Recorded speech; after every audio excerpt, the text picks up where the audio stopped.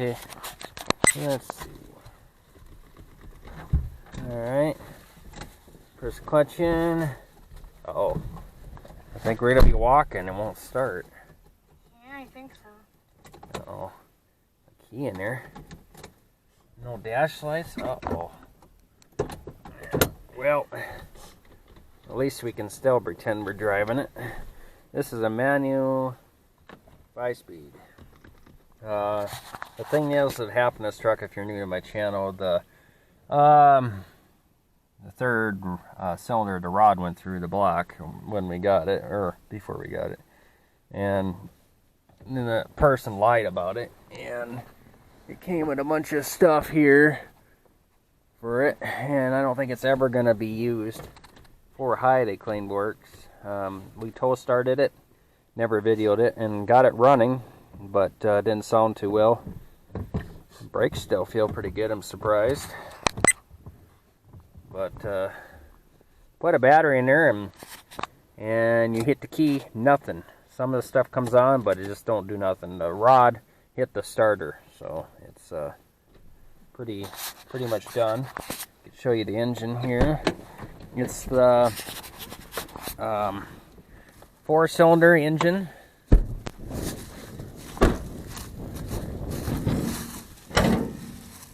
Four-cylinder engine. I think it's the 2.7 liter. And I can't find the engine sheet for this thing, so I don't know what we're gonna do and the way this virus is going on. Don't think anybody's gonna be doing anything for quite a while, but I can't show it down there. But the rod went right through the block there, so yep, it's not doing too good here. Tires and stuff, it's rusting down here. Just been sitting in this spot for a long time. The tires are bad. Frame is probably getting bad, you know. It's getting bad. Well, the frame has still got black paint in some spots, but it's probably not safe anymore. I don't know. Put that inside here. You know, it's not looking the best. The straps on the gas tank are about shot. Frame isn't too bad, but here it's pretty much done. So yeah, I don't know. It's just an update on that, I guess. Okay, we're gonna try doing an old start, cold start on this Volvo semi. I don't know. I'm trying it on this GoPro. It's probably not gonna sound the best, but forgive me. But we're gonna try and see if the batteries are up here. Let's see. I think the batteries are in here, and I think if I remember right, one of them are bad. There's 4 of them in their strong boxes. So I don't know. Anyway, make sure she's in neutral, and I'm always going to push the clutch in anyway, but just for safety reasons or whatever. All right, and I don't know. I highly doubt it has any juice. Nope, she is dead. That's a typical semi thing. Hasn't been ran since was it October or something like that. So unfortunately, this one's no go.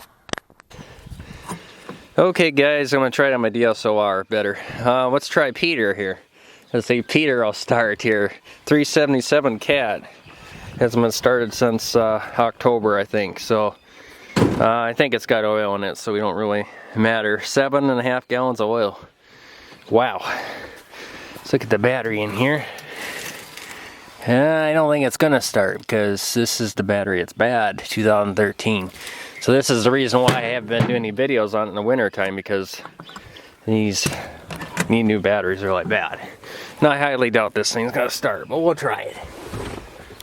Okay. She's in neutral, but I'm gonna. Yep. Well, I don't know. Nah, I don't think so. Nope.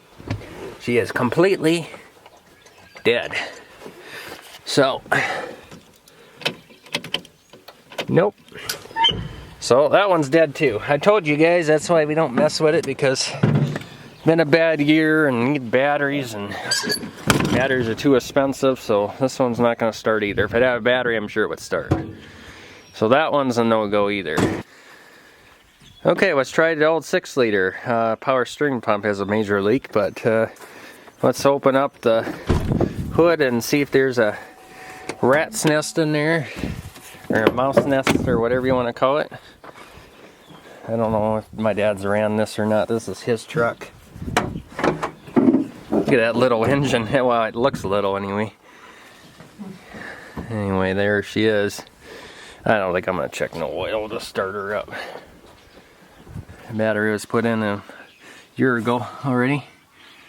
So let's fire her up here, leave the hood up, and see if she starts here. I'm sure she will, being a Chevy. I'm gonna use dumb keys. Try to turn it around here. Ooh, it's a bit weak. Whoop. Something blew up in there. Better see what that was.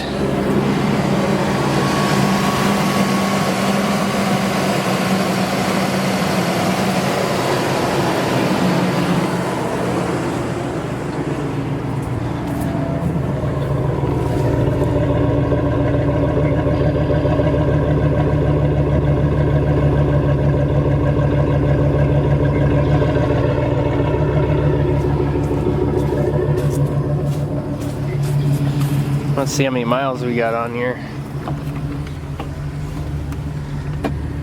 We got 328,955 miles. Not running the best. It may have a little miss, but yeah, it's got a little. Oh yeah, she's charging.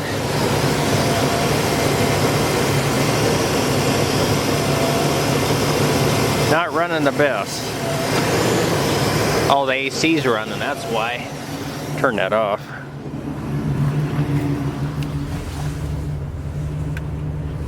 There, turn that AC off.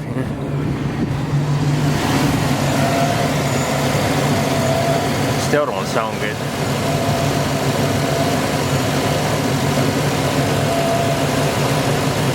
Yeah, she'll be alright though.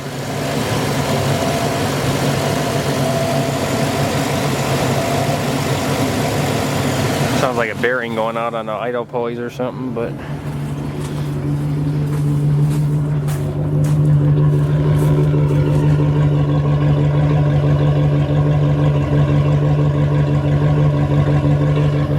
well, there's Kiko. Hi, Kiko. Good cat. All right. Well, that was probably an old start. I don't know when the last time my dad ran it, but let it run for all and charge up. So there we go. Here the guys grinding hay up there, our relation.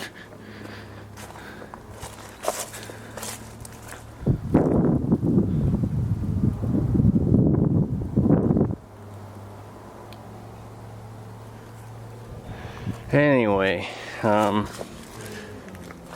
here's John Deere 8400. We're waiting for the get the cylinder, steering cylinders. I gotta get them in and get that tire fixed over there, and then we're gonna get ready to use this soon for planting. You can hear them grinding hay. Now this one we're gonna use too, and the batteries are both dead, so we're gonna have to pull the batteries out of here. I already pulled the battery out of the F600 for the Power Stroke, because the starter in here is bad anyway, so what's the difference? So we got this parallel to 24 volts tied into this 12 volt starter. You know, run it from the other battery to here. So before it was just a 12 volt parallel, now it's 24 or whatever. So alright, so I gotta use two hands to get this off here. Wow, that's an old spiral battery, 2005. Okay. Well, I got some tools. I'll have to take that one out. That one for sure is probably bad. I'll put it on the charger and see. Let's go on the other side and see what we got for a battery in there. Yeah, that tire is gonna have to be fixed.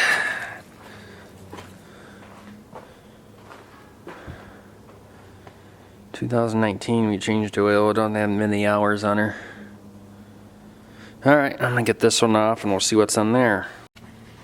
Well, this one has a little mini spiral battery in here, 2013.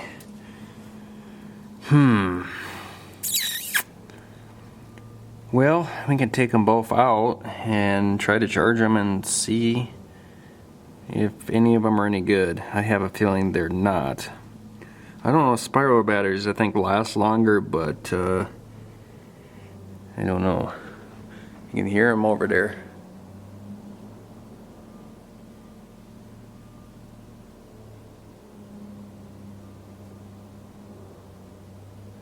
That thing should have been started.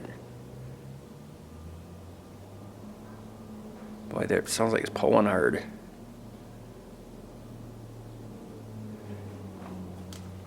Anyway, we're gonna get some tools and wrenches and see what we can do here. 2013 and 2005.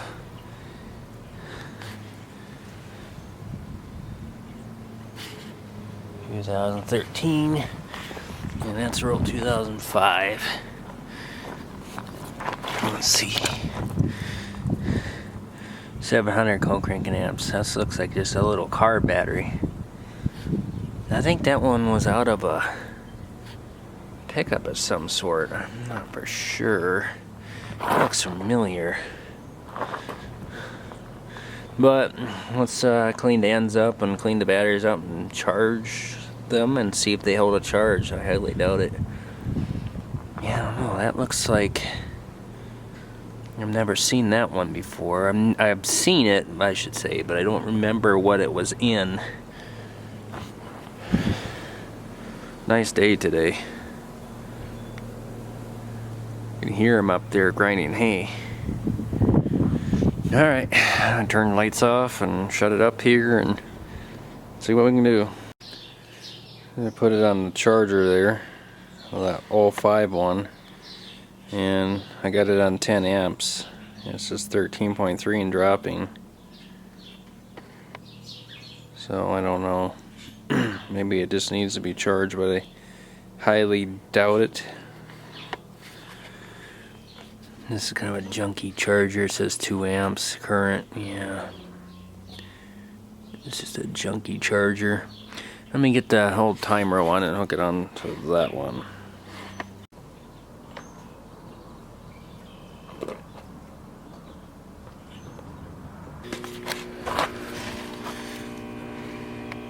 That's on 2 amp, and that one is taking a charge.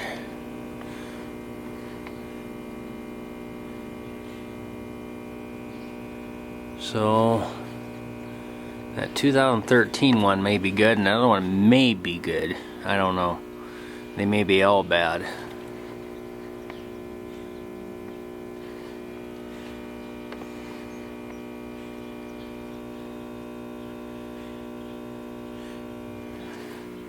That one's doing something, must be.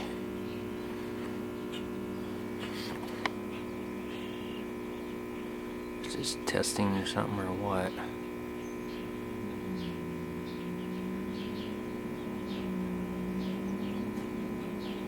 I don't know what that thing means. Must mean it's blowing up or something probably.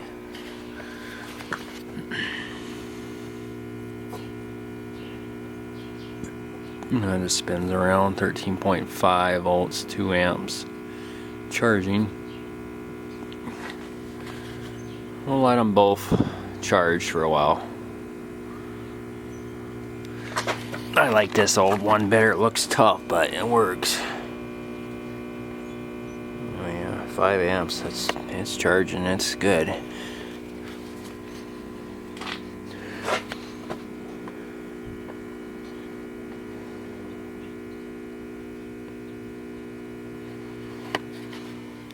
Alright, well, just let them charge for a while here, and we'll see if they'll be any good or not. I just realized that's a December of '03, so that's a refurbished battery. I think that one's gonna be bad, I have a feeling. That one's 2013. I think that one's gonna be bad. Let's see, 13.6, well, it's went up.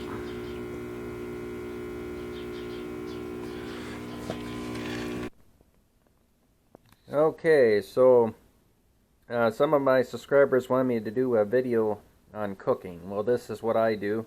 This is a roast beef. I'm going to put in a crock pot here. I got water in there. I got it on high for now. But what I'm going to do is I'm going to show you the steps. You got the roast beef. Got the baby carrots. Got to wash them out yet. Got the potatoes. And got the onions. And I'm going to go the step process of how to do this my way. Okay, I already got it all in there. I got a whole bag of carrots, them onions, and then them potatoes, and then the roast beef in there.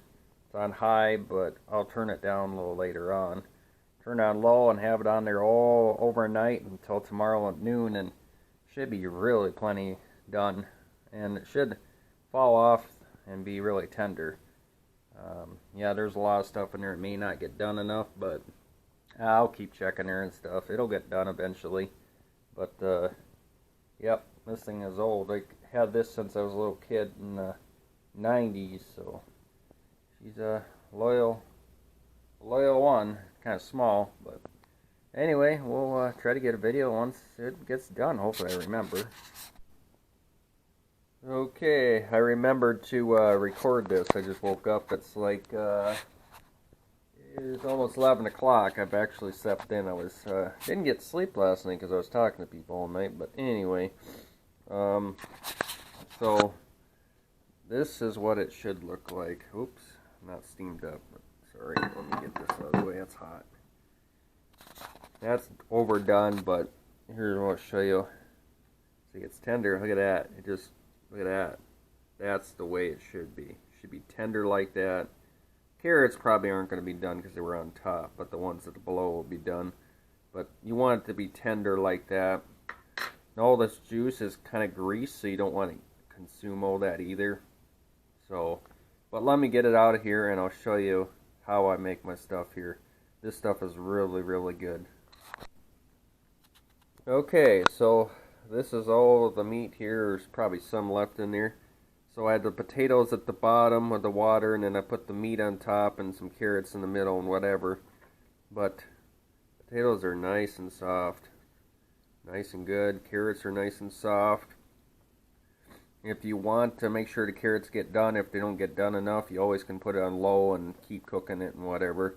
Because there's plenty of juice there to marinate in there. And this stuff is done. See, look at how tender that is. Very, very tender. So, I had that in there since 7 o'clock last night. Had it on low. Don't put it on high. Put some water in it. And keep it in there and keep checking on it. And then go to bed. And I just woke up at 11 now. And it's been in there since then. And everything is good. Now, the thing is, you can make sandwiches with this, and you can eat this and whatever. And if you get tired of that, you got sandwich. You can make beef sandwiches, you can have barbecue sandwiches, you can have a bunch of stuff with this and eat for days. And then you don't have to go to a restaurant. You got a nice home cooked meal. This is what I do, and since you can't go anywhere now. Sorry about that call. It was my old teacher when I was in middle school or elementary called. That's pretty cool. I haven't talked to her for a long time. But anyway, so this is what it kind of looks like. I gotta get more meat and stuff. There's carrots and potatoes. Look at that nice dark color potatoes with that juice soaked in mint. So I'm gonna have some, and I'll probably take some out for my family because I love them. And yeah, that's the finished product. That's what I do.